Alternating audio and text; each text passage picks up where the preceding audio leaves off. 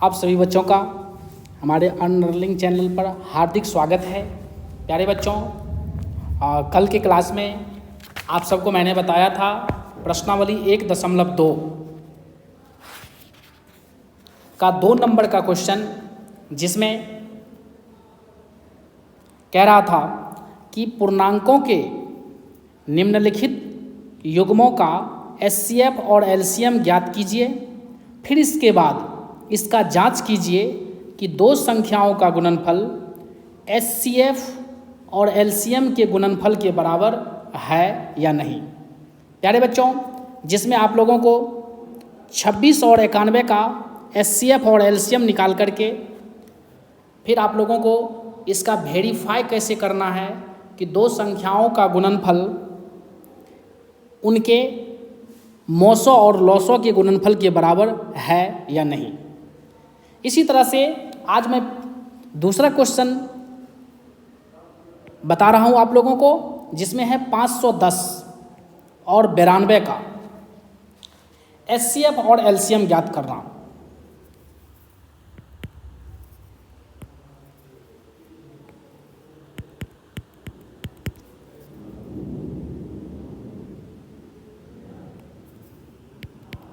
$510 और 92। सबसे पहले 510 का अभाज्य गुणनखंड करते हैं। इसमें 2 से लगेगा 2 बार में, फिर इसके बाद 5 बार में, फिर इसके बाद 5 बार में। अब इसके बाद इसमें 3 से भाग लगेगी, 3 अठे 24, 3 पचे 15। अब इसके बाद 5 से 17 बार में और फिर 17 से 1 बार में। इसी तरह से 92 का फिर हम अभाज्य गुणनखंड करते हैं।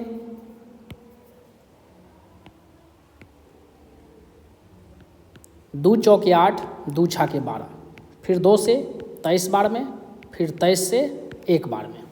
अब इसके बाद 510 का अभाज्य गुणनखंड है 2 गुना 3 गुना 5 गुना 17, और इसके बाद 92 का है 2 गुना 23। इसमें 2 1 बार है, 3 1 बार है, 5 1 बार है और 17 जो है वो 1 बार है। इसके बाद 92 के गुणनखंड में 2 2 बार है और 23 1 बार है। अब इसके बाद हम सबसे पहले इसका एचसीएफ निकालते हैं। प्यारे बच्चों, एचसीएफ का कॉन्सेप्ट है वह गुणनखंड जो दोनों में है और कम घात वाला।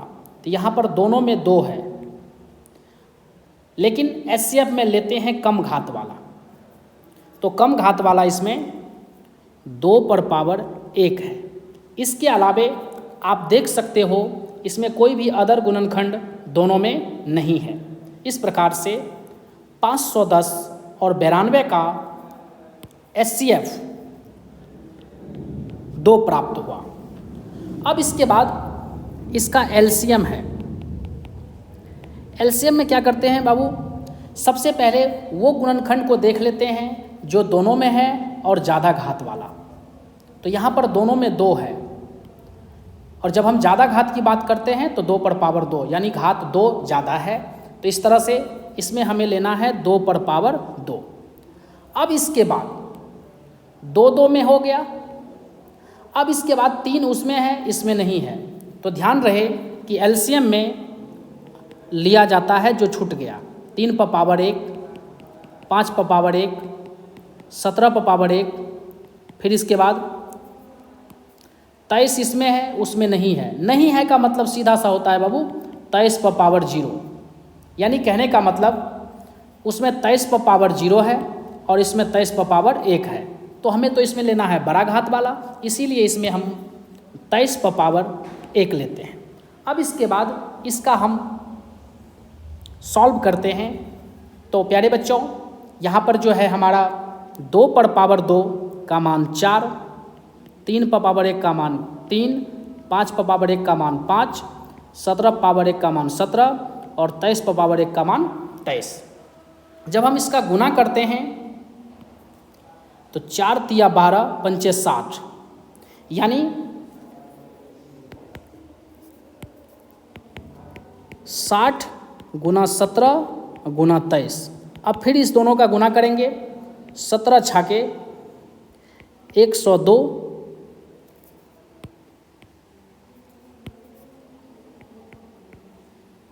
और 1 0। फिर इसके बाद इसमें अब हम 23 से करेंगे गुना, तो 23 दूनी 46, बाकी 4, 23 0 0 4, 23 एकम 23। इस तरह से 23 460 हो गया इसका एलसीएम। प्यारे बच्चों, अब हमें क्या करना है, वेरीफाई करना है। तो वेरीफाई कैसे करते हैं, सबसे पहले हम निकाल लेते हैं लॉ 100 गुना मौसौ, यानी एलसीएम और एचसीएफ का गुना। तो एलसीएम इसमें है 23,460 और एचसीएफ इसमें है 2। तो दोनों का गुना कर देते हैं, और जब हम दोनों का गुना करते हैं तो हम पाते हैं 2 छाके 12, 2 चौके 8 1 9, 2 तिया 6, 2 दूनी 4, 46,920। अब इसके बाद दोनों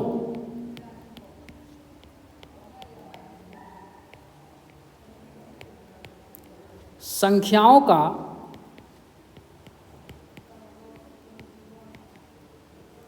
गुणनफल ज्ञात करते हैं। तो दोनों संख्या में बच्चों यहाँ पर 510 है और 92 है। तो 510 और 92 का जब हम गुना करेंगे तो हमें ये प्राप्त होगा। साइड में गुना कर लेते हैं 510 और 92 का, 2 एकम 2, 2 पंचे 10, 9 0 0, 9 एकम 9, 9 पचे 45।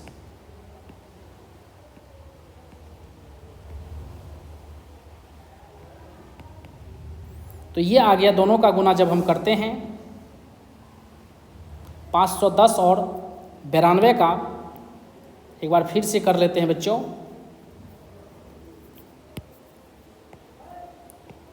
510 और 92 का,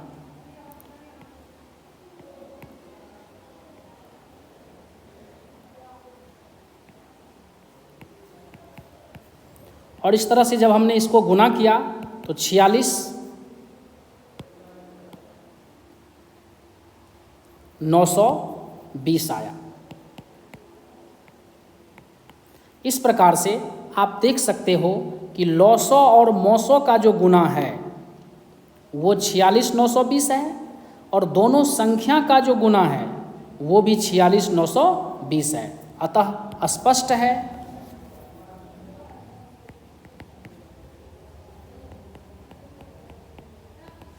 लॉसो गुना मौसो बराबर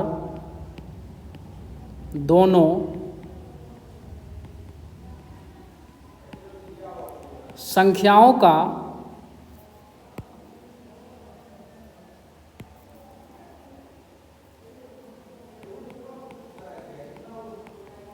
गुणनफल। इस प्रकार से ये वेरीफाई हो गया। प्यारे बच्चों, अब इसके बाद इसमें क्वेश्चन नंबर 3 जो है वो आप लोग खुद से बना करके ट्राई कर लीजिएगा। 336 और 54 का वो आपको इसी तरह से बनेगा। अब इसके बाद हम चलते हैं 3 नंबर क्वेश्चन में। 3 नंबर क्वेश्चन जो है बीटीबीसी का प्रश्नावली 1.2 में वो है बच्चों अभाज्य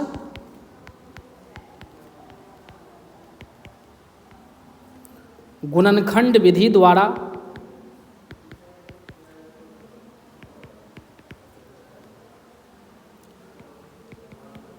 निम्नलिखित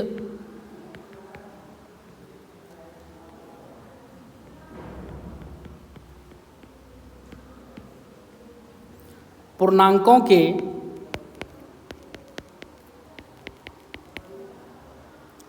एचसीएफ और एलसीएम ज्ञात कीजिए। जिसमें हमें पहला है 12, 15 और 21 और दूसरा है बाबू 17, 23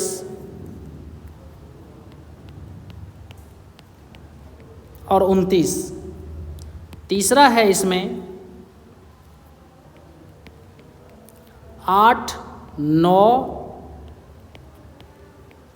और 25।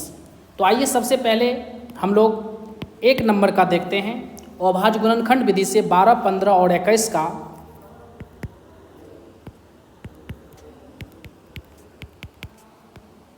HCF और LCM कैसे ज्ञात करते हैं। तो सबसे पहले हम 12 का करेंगे अभाज्य गुणनखंड। तो 2 छाके 12, 2 तिया 6, 3 का 3। इसी तरह से 15 का जब करेंगे तो इसमें 3 से लगेगी भागा डायरेक्ट, और फिर 21 को जब हम अभाज्य गुणनखंडित करेंगे तो इसमें फिर 3 से लगेगी, और इस तरह से हमें प्राप्त हुआ 12 का गुणनखंड 2 गुना 2 गुना 3 यानी 2 पर पावर 2 गुना 3 पर पावर 1। अब इसके बाद 15 है, तो 15 का आया 3 गुना 5 यानी 3 पर पावर 1 गुना 5 पर पावर 1। फिर इसके बाद 21 है 3 गुना 7 यानी 3 पर पावर 1 गुना 7 पर पावर 1। प्यारे बच्चों, सबसे पहले हम इसमें HCF को ज्ञात करते हैं। तो HCF का कॉन्सेप्ट आप लोगों को पिछले वीडियो में बताए हैं कि दिए गए संख्याओं में वह गुणनखंड जो तीनों संख्याओं में है, अर्थात कहने का मतलब कि 2 संख्या है तो दोनों में है, 3 है तो तीनों में है। तो पहले हम उस गुणनखंड को चुनेंगे जो तीनों में है। तो यहाँ पर आप देख सकते हो कि तीनों में जो है वो है आपका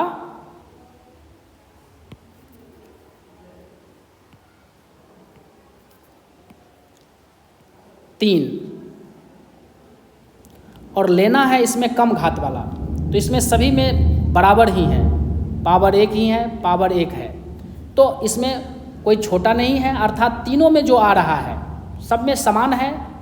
ऐसे लेने का तो है कम घात वाला, तो यहाँ पर तीनों में समान है तो हम वो समान चीज़ को यहाँ पर ले लेंगे।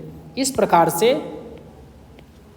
आप कह सकते हो कि 12, 15 और 21 के गुणनखंड में 3 कॉमन है और तीनों में समान है, मतलब कि 1, 3 तीनों में है, तो यहाँ पर वो हम ले लिए। इस तरह से 3 पर पावर 1 यानी इसका HCF हो गया 3। अब हम बात करते हैं LCM का। तो LCM में सबसे पहले वो गुणनखंड को चुनना है जो तीनों में है और ज़्यादा घात वाला। तो यहाँ पर तीनों में जो है वो 3 पर पावर 1, 3 पर पावर 1, 3 पर पावर 1, तो ज़्यादा तो नहीं है, ज़्यादा घात वाला लेना है, तो इसमें सभी समान ही है तो वही समान वाला यहाँ पर ले लेंगे। अब इसके बाद हमें देखना है वह गुणनखंड जो किसी एक में है और अदर में नहीं है। जैसा कि आप देख सकते हो कि 2 पर पावर 2 12 में है लेकिन 15 के गुणनखंड में नहीं है। तो 15 में नहीं है इसका मतलब 2 पर पावर 0 लिख देंगे। 21 में नहीं है यानी 2 पर पावर 0 लिख देंगे। तो इसमें तो लेना है ज़्यादा घात वाला, तो ज़्यादा घात में आएगा 2 पर पावर 2। इस प्रकार से 2 पर पावर 2। अब इसके बाद 5 है, तो 5 आप देख सकते हैं सिर्फ 15 में है, 12 में नहीं है तो हम लिख सकते हैं 5 पर पावर 0। 21 में नहीं है तो 5 पर पावर 0। तो हमें लेना है ज़्यादा घात वाला, तो ज़्यादा घात वाला इसमें जो है वो हमारा है 5 पर पावर 1, यानी 5 पर पावर 1 लिया। अब इसके बाद प्यारे बच्चों 7 पर पावर 1 21 में है लेकिन 15 में नहीं है, तो हम लिख सकते हैं 7 पर पावर 0। इसमें भी लिख सकते हैं 7 पर पावर 0, तो ज़्यादा घात वाला तो यानी 7 पर पावर 1। इस प्रकार से हमारा LCM प्राप्त अब हो जाएगा। 3 पर पावर 1 यानी 3, 2 पर पावर 2 यानी 4, 5 पर पावर 1 यानी 5, 7 पर पावर 1 यानी 7। जब हम इसको गुना करेंगे तो हम पाएंगे 3 चौके 12, पंचे 60 और 70, 7 के 42 यानी 420। इस प्रकार से इसका जो है HCF और LCM प्राप्त हो गया। प्यारे बच्चों, अब इसके बाद इसमें जो दूसरा नंबर है वो है हमारा 17, 23 और 29 का। तो सबसे पहले हम 17 का अभाज्य गुणनखंड करेंगे। तो 17 में 2 से नहीं लगेगी, 3 से भी नहीं लगेगी, यानी 17 है अभाज्य संख्या, इसमें अपने आप से लगेगी। इसी तरह से 23 का जब हम बात करेंगे तो 23 में भी किसी से नहीं लगेगी, तो अपने आप से उसको। इसी तरह से 29 का जब हम करेंगे तो 29 में भी किसी से नहीं लगती है, तो खुद यानी अपने आप से लगाएंगे। अब इसके बाद 17 का गुणनखंड 17 गुना 1, 23 का गुणनखंड 23 गुना 1 और 29 का गुणनखंड 29 गुना 1। प्यारे बच्चों, अब हम यहाँ पर सबसे पहले निकालते हैं HCF। तो HCF में हम देखते हैं कि वह गुणनखंड जो दिए गए संख्याओं में मौजूद है, तो सभी में यहाँ पर 1 है। इस प्रकार से HCF में आ गया आपका 1। इसके अलावा कोई देखिए आप कॉमन इसमें नहीं है, कोई भी इसमें कॉमन नहीं है 1 के अलावे। अब इसके बाद LCM की बात करते हैं। तो LCM में आप देख सकते हो कि 17 जो है इसमें है लेकिन इसमें नहीं है, तो यानी 17 पर पावर 0, इसमें नहीं है तो 17 पर पावर 0। तो लेना तो है इसमें ज़्यादा घात वाला, तो यानी 17 पर पावर 1 अर्थात 17। इसी तरह से देखो बच्चे, 23 सिर्फ 23 में है, यानी इसमें जो है 23 पर पावर 1 है, इसमें 23 नहीं है तो 23 पर पावर 0, इसमें 23 नहीं है तो 23 पर पावर 0। अब आप कहो कि 23 पर पावर 1 यानी ज़्यादा हुआ ये, इस तरह से हम 23 ले लिए। अब इसके बाद 29 आप देख सकते हो सिर्फ 29 के गुणनखंड में है, इसमें 29 नहीं है तो 29 पर पावर 0, इसमें 29 नहीं है तो 29 पर पावर 0। अब आप कह सकते हो कि इसमें 29 पर पावर 0 है, इसमें 29 पर पावर 0 है और इसमें 29 पर पावर 1 है, 1 है ना, तो ज़्यादा घात वाला लेना है। इस तरह से ज़्यादा घात वाला में 29 पर पावर 1 यानी 29। अब इसका क्या करना है, हमें गुना कर देना है। अलग में गुना कर लीजिए। अब 3 सते 21, बाकी 2, 3 का 3 2 5, फिर इसके बाद 2 सते 14, 2 का 2 1 3, 391 आया। अब इसको फिर हम 29 से करेंगे, तो 9 एकम 9, 9 9 81, बाकी 8, 9 तिया 27 8 35, 2 एकम 2, 2 9 18, 2 तिया 6 1 7,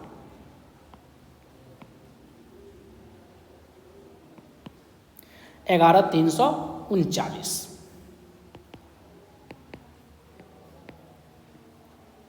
इस प्रकार से हमारा आंसर आ गया। प्यारे बच्चों, आशा करते हैं कि आप सभी इस क्वेश्चन को अच्छे से समझ गए होंगे। अब इसके बाद इसमें जो तीसरा है वो है 8, 9 और 25। तो 8 का अभाज्य गुणनखंड करेंगे तो 2 चौके 8, 2 दूनी 4, 2 एकम 2। फिर जब हम 9 का करेंगे 3 तिया 9, 3 का 3। फिर जब 25 का करेंगे 5 25, 5 एकम 5। इस प्रकार से 8 का जो है हमें आया 2 गुना 2 गुना 2 यानी 2 पर पावर 3। 9 का आया 3 गुना 3 यानी 3 पर पावर 2। 25 का आया बाबू 5 गुना 5 यानी 5 पर पावर 2। अब आपको यहाँ पर सबसे पहले निकालना है HCF। HCF का कॉन्सेप्ट है वही गुणनखंड लेना है जो सभी में है, यानी 8 में, 9 में, 25 में। तो यहाँ पर आप देखो कोई भी कॉमन नहीं है, तो कोई भी कॉमन नहीं है तो बाबू समझ लो कि 1 है, 1 है। तो कोई भी कॉमन नहीं रहे तो इसका मतलब सीधा समझ लीजिए 1 है। तो साइड में आप 1 से इस तरह से कर देंगे। HCF तो हो गया। अब बात करते हैं LCM का। तो LCM में 2 पर पावर 3 8 में है, यानी 8 के गुणनखंड में 2 पर पावर 3 है। लेकिन आपको देखो कि 9 में नहीं है 2 पर पावर 3, माने 2 नहीं है, 25 में भी 2 नहीं है, तो इसमें 2 पर पावर 3 है, इसमें नहीं है, तो इसका मतलब 2 पर पावर 0, इसमें नहीं है तो 2 पर पावर 0, तो हमें लेना पड़ता है इसमें ज़्यादा घात वाला, तो 2 पर पावर 3 हो गया। इसी तरह से 9 के गुणनखंड में आप देख सकते हो 3 है, लेकिन 8 में 3 नहीं है, 25 में 3 नहीं है। तो प्यारे बच्चों, अगर हम 3 दिखाना चाहते हैं 3 पर पावर 0 लिख देंगे, इसमें दिखाना चाहते हैं 3 पर पावर 0 लिख देंगे, लेकिन 0 लिखने से क्या लेना तो है इसमें ज़्यादा घात वाला, तो इस प्रकार से आपका इसमें हो गया 3 पर पावर 2। अब इसके बाद 5 पर पावर 2, यानी 5 इसमें है, 5 इसमें नहीं है, इसमें नहीं है, तो इसमें 5 नहीं है तो हम 5 पर पावर 0 लिख सकते हैं, इसमें नहीं है तो 5 पर पावर 0 लिख सकते हैं, तो 0 लिखने से क्या लेना तो है ज़्यादा घात वाला। इस तरह से हमारा इसमें हो गया 5 पर पावर 2। अब इसका जब सॉल्व करेंगे 2 पर पावर 3 को, तो 2 दूनी 4 दूनी 8, 3 को 3 तिया 9, 25 5 को 5 25, तीनों को गुना कर देंगे, बस हो गया। 8 गुना 9 गुना 25, 8 नमा 72 और गुना 25, तो 72 को 25 से गुना कर देंगे, 5 दूनी 10, बाकी 1, 5 7 35, 1 36।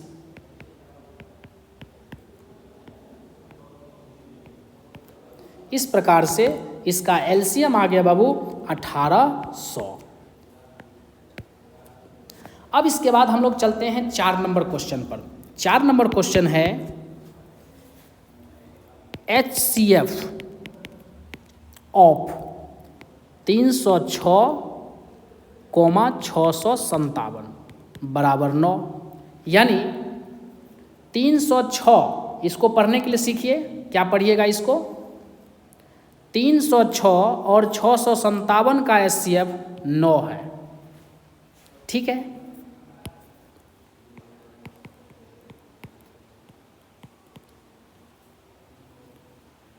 तो LCM ऑफ 306 एंड 657 का क्या होगा। आप लोगों को मैंने पिछले वीडियो में एक सूत्र बताया,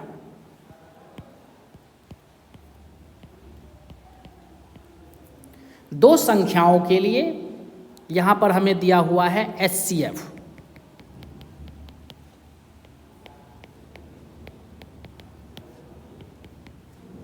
तो हमें कह रहा है इसका LCM निकालने के लिए।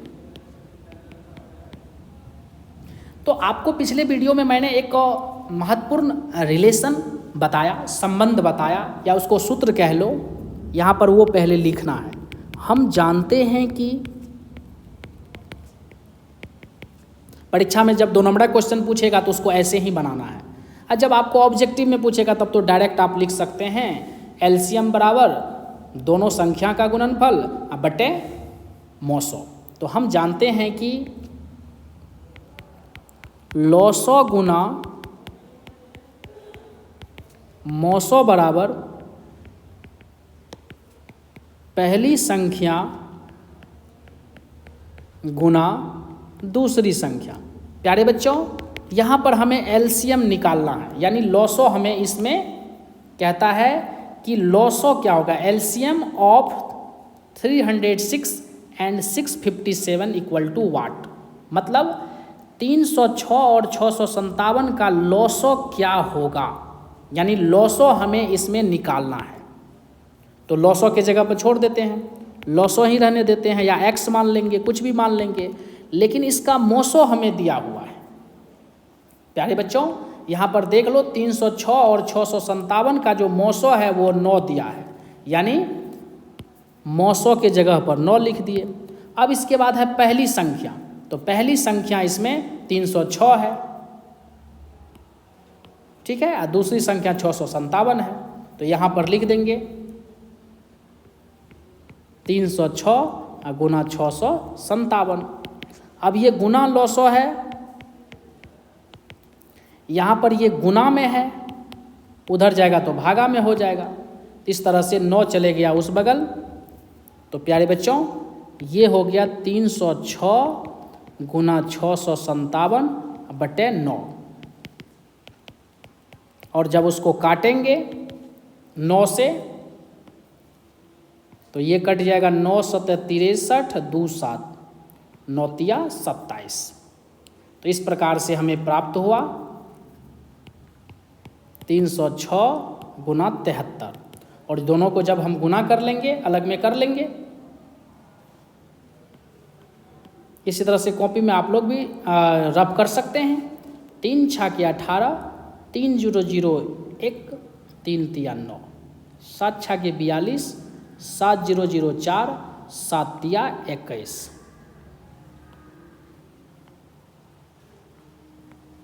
22,338 आया प्यारे बच्चों, ये आ गया 22,338। इस प्रकार से ये इसका LCM यानी लॉसो प्राप्त हुआ। अब इसके बाद बच्चे 5 नंबर जो क्वेश्चन है वो है जांच कीजिए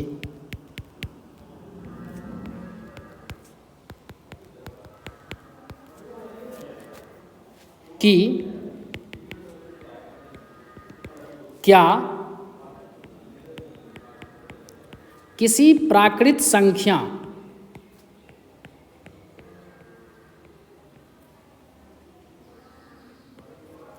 n के लिए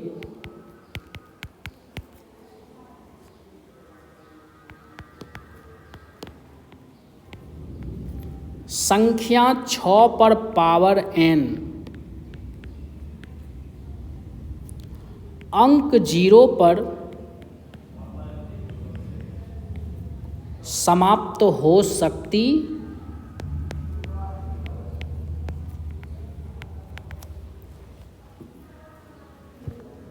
सकती है।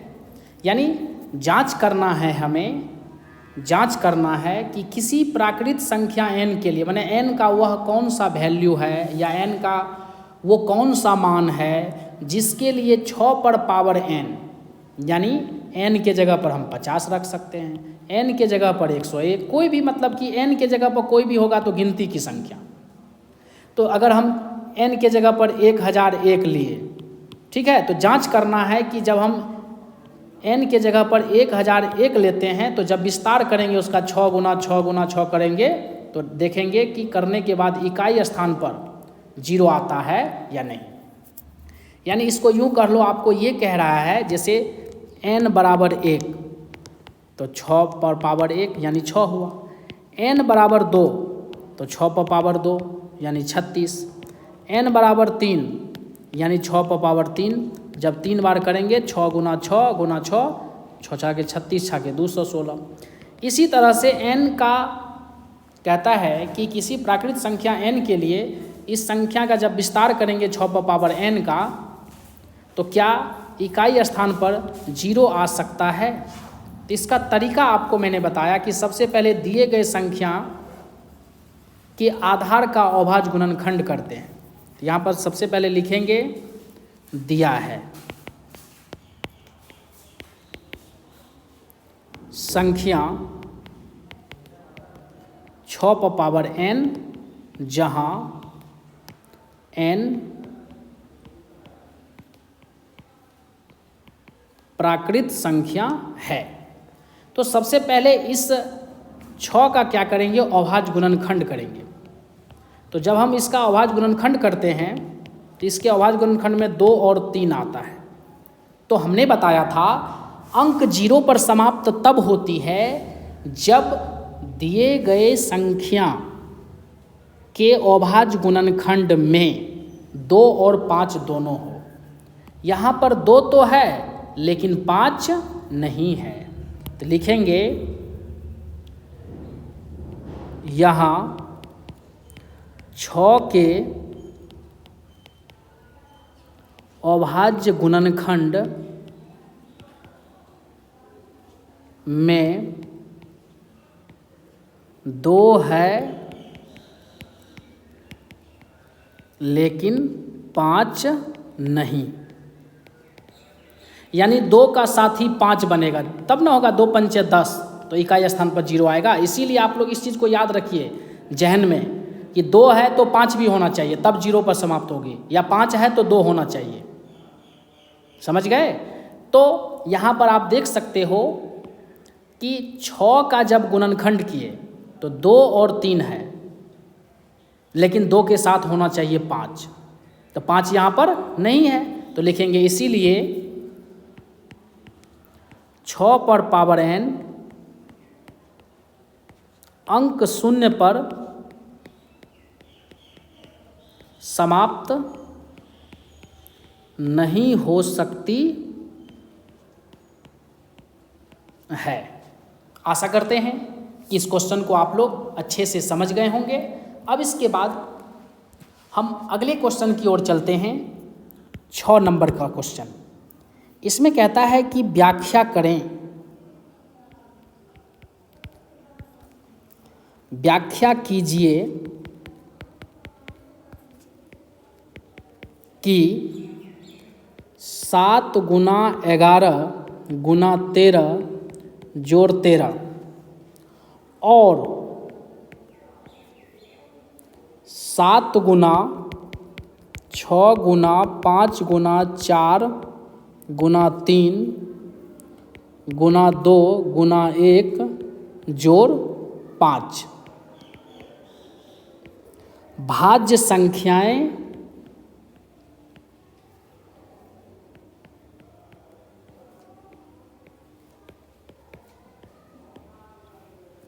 क्यों है। कहने का मतलब, आपको उस दिन एक परिभाषा मैंने बताया था, पिछले वीडियो में आप लोग देख लेना। क्या था कि जब किसी संख्या को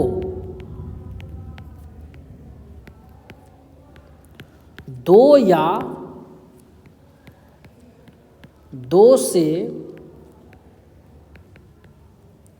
अधिक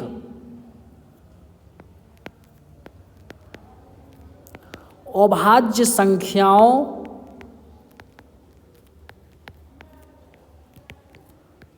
के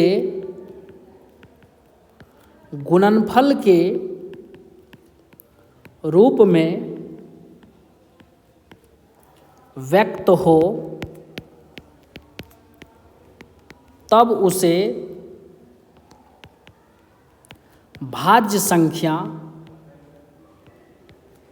या इसी को कहते हैं विभाज्य संख्या या इसी को कहते हैं यौगिक संख्या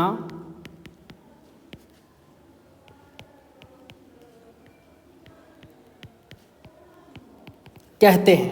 प्यारे बच्चों, अभी जो आपका ये क्वेश्चन है, ये आप देख सकते हो कि 7 गुना 11 गुना 13 प्लस 13 है। अगर इस जोड़ के जगह पर अगर गुना रहता, तब हम कहते कि ये सभी अभाज्य संख्या के गुना के रूप में व्यक्त है, तब हम कहते कि ये भाज्य संख्या है। लेकिन यहाँ पर जो है गुना ना दे करके जोड़ दे दिया। तो आप लोग मैथमेटिक्स में आगे भी और पढ़िएगा, हम आप लोग को बताएंगे कि 2 चिन्ह, एक प्लस का एक माइनस का, ये प्लस और माइनस का 2 ऐसा चिन्ह होता है जो क्या करता है, दिए गए व्यंजकों को पदों में बांटता है, पद में। जैसे 6 जोड़ 3 दे दिए यानी 2 पद हो गए। जैसे x जोड़ y तो 2 पद है। लेकिन जब x गुना y है, x गुना y तो वो 1 पद है। x बटे y 1 पद है, x माइनस y 2 पद। मतलब कि जोड़ और घटों का चिन्ह पद में बांटता है। तो यहाँ पर प्लस से इधर 1 पद है, अब प्लस से उधर 1 पद है। तो हम क्या करते हैं, पहले कॉमन ले लेते हैं 13 और फिर उस संख्या को देखेंगे कि अभाज्य संख्या के गुणनफल के रूप में व्यक्त है या नहीं। तो आइए समझिए 6 नंबर का क्वेश्चन।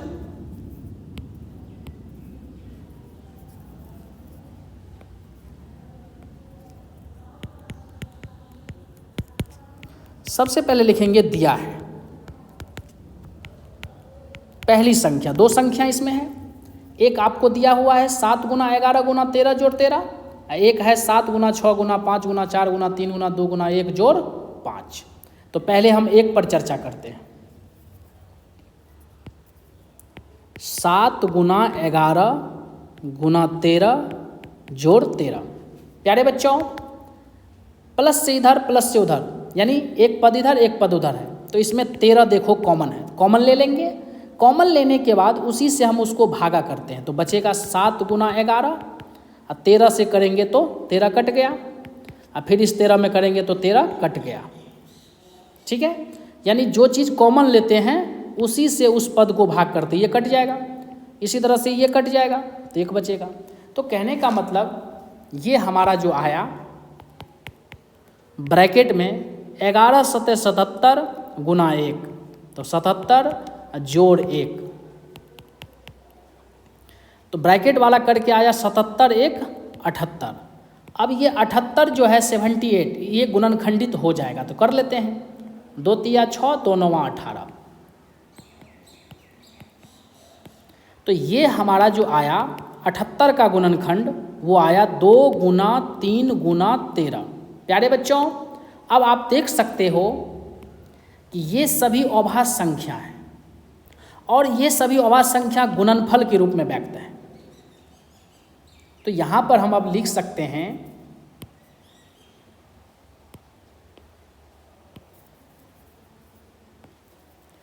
चूंकि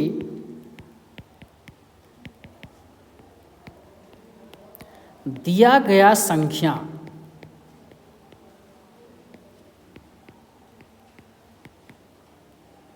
अभाज्य संख्याओं के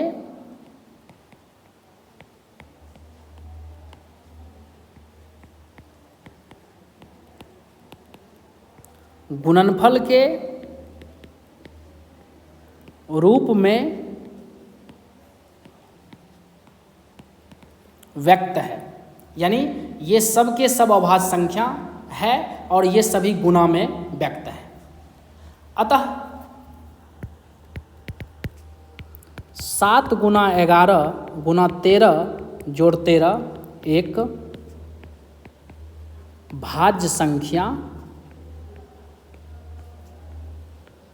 है। अब इसके बाद प्यारे बच्चों पुनः हम दूसरा संख्या जो इसमें दिया हुआ है, एक ही क्वेश्चन में दूसरा 2 क्वेश्चन को जोड़ा गया है, दूसरा संख्या लेते हैं। तो दूसरा संख्या है बाबू 7 गुना 6 गुना 5 गुना 4 गुना 3 गुना 2 गुना 1 जोड़ 5। आप इसमें देख सकते हो कि प्लस से इधर एक पद है और प्लस से इधर एक पद है, यानी फिर इसमें 2 पद हैं। दोनों पद में आप देख सकते हो 5 कॉमन है, तो क्या करते हैं हम इसमें 5 कॉमन लेते हैं। तो जो चीज़ कॉमन उसी से उसको भागा करेंगे, कट जाएगा, तो बचेगा 7 गुना 6 गुना 4 गुना 3 गुना 2।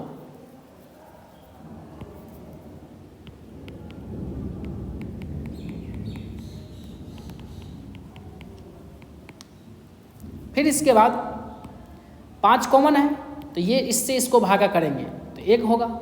तो कहने का मतलब प्लस 1 हो गया। अब ब्रैकेट वाले को जब हम गुना करके फिर जोड़ेंगे तो 7 छाके 42 चौके,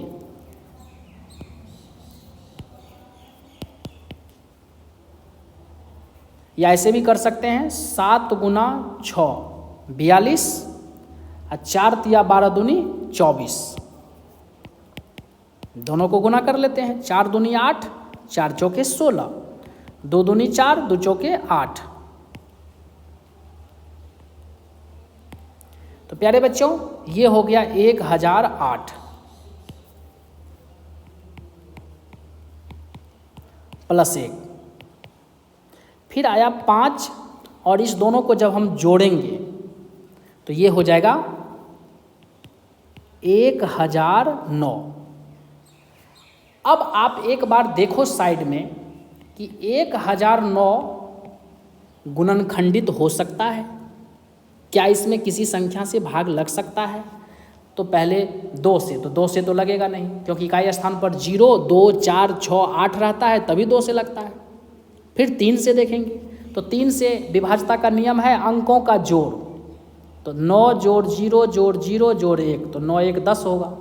तो 10 में 3 से भाग नहीं लगता है, इसीलिए ये पूरा संख्या 1009 3 से विभाजित नहीं है।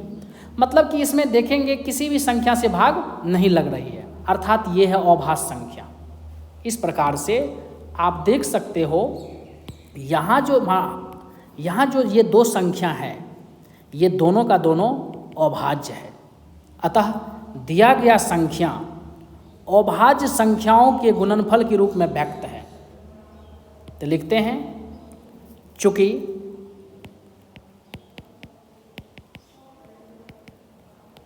दिया गया संख्या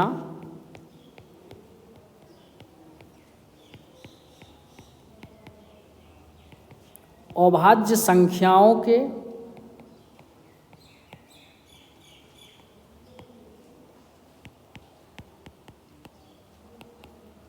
गुणनफल के रूप में व्यक्त है, इसीलिए 7 गुना 6 गुना 5 गुना 4 गुना 3 गुना 2 गुना 1 जोड़ 5, या डायरेक्ट हम लिख सकते थे दिया गया संख्या भाज्य है, एक भाज्य संख्या है। आशा करते हैं कि आप 6 नंबर क्वेश्चन को अच्छे से समझ गए होंगे। तो एक बात आप याद रखें कि जब किसी संख्या को 2 या अधिक अभाज्य संख्याओं के गुणनफल के रूप में व्यक्त कर दें, तब वह भाज्य संख्या कहलाती है। ठीक है बच्चों, अब इसके बाद 7वां नंबर क्वेश्चन, यानी इस चैप्टर का लास्ट क्वेश्चन जो है वो है हमें किसी खेल के मैदान में, किसी खेल के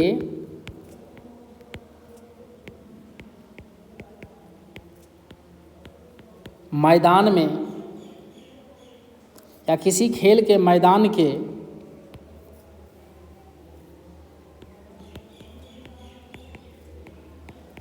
चारों ओर एक वृत्ताकार पथ है।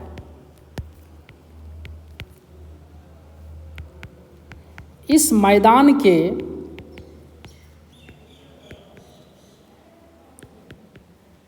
एक चक्कर लगाने में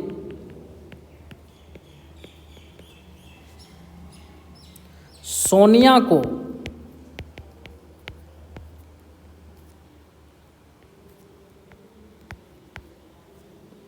18 मिनट लगते हैं,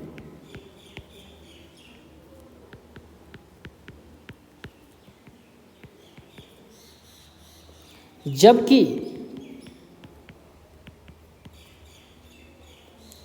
इसी मैदान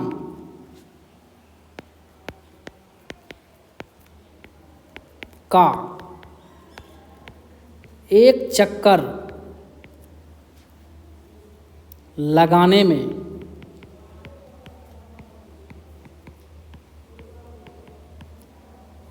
रवि को 12 मिनट लगते हैं। मान लीजिए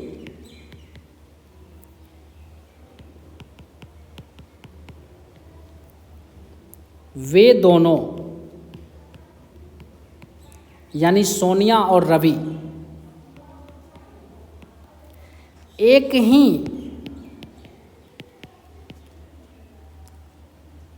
स्थान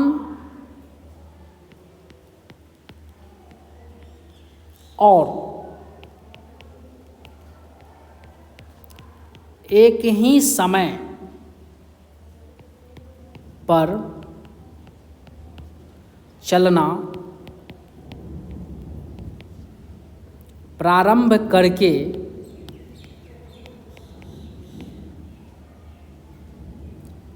एक ही दिशा में चलते हैं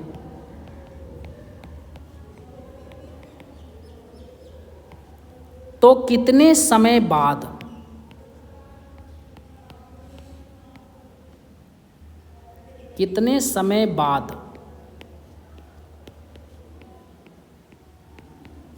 वे पुनः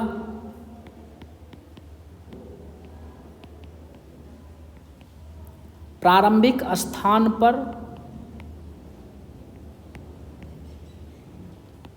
मिलेंगे। प्यारे बच्चों, यहाँ पर मैदान है, यानी एक मैदान है, उसके चारों ओर, यानी ये एक मैदान है, तो एक मैदान है जिसके चारों ओर जो है वृत्ताकार पथ बनाया हुआ है, रास्ता। ऐसे देखिएगा आप लोग जब पटेल मैदान या कोई भी फील्ड पर जाइएगा, ऐसे करके ट्रैक बना हुआ रहता है।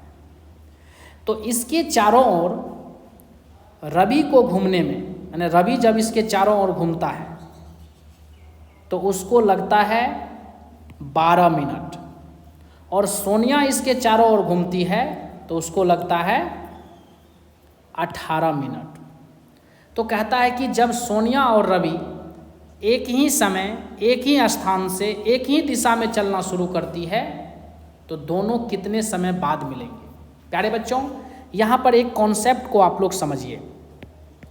LCM, इसका फुल फॉर्म होता है लोवेस्ट कॉमन मल्टीपुल्स। मतलब छोटा से छोटा उभयनिष्ठ अपवर्त। जैसे हम 6 और 12 का एलसीएम का बात करते हैं तो इसका मतलब क्या, 6 का अपवर्त और 12 का अपवर्त, यानी मल्टीपल्स।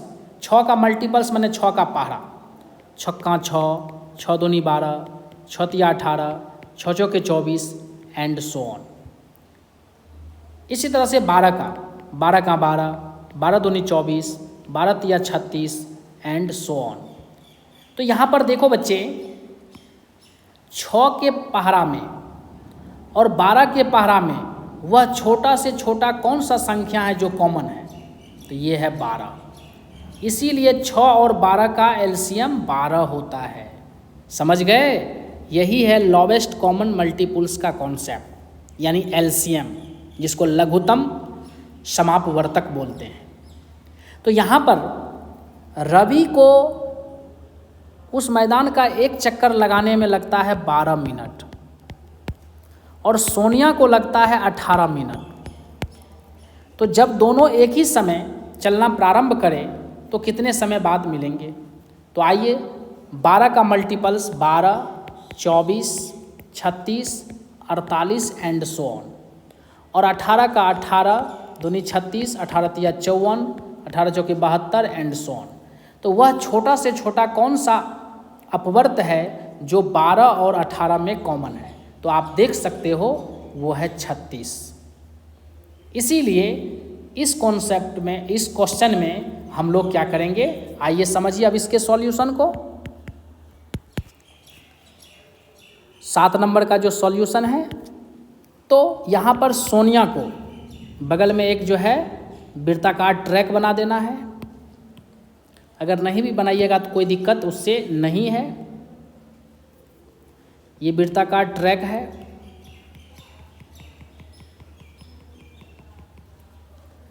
तो इसमें इसके चारों ओर सोनिया को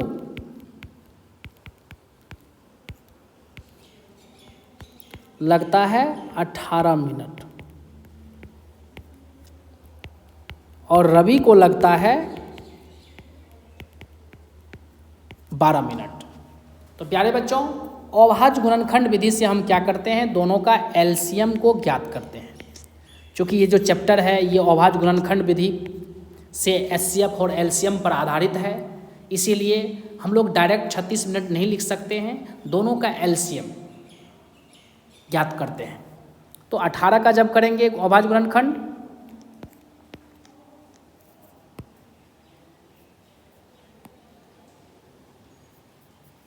तो ये आ जाएगा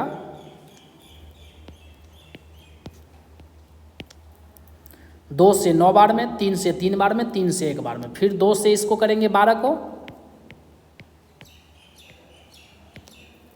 तो 18 का जो है गुणनखंड है 2 गुना 3 गुना 3, यानी 2 पर पावर 1 गुना 3 पर पावर 2।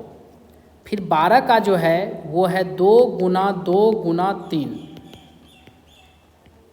2 पर पावर 2 गुना 3 पर पावर 1। अब इसके बाद इसका एलसीएम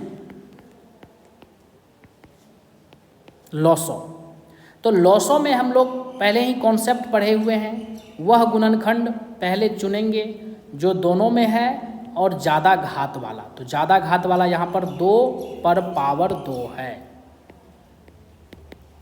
फिर इसके बाद 3 दोनों में है लेकिन लेना है ज़्यादा घात वाला, तो यहाँ पर पावर 1 है, यहाँ पर पावर 2 है, अर्थात ज़्यादा घात वाला लेना है तो 3 पर पावर 2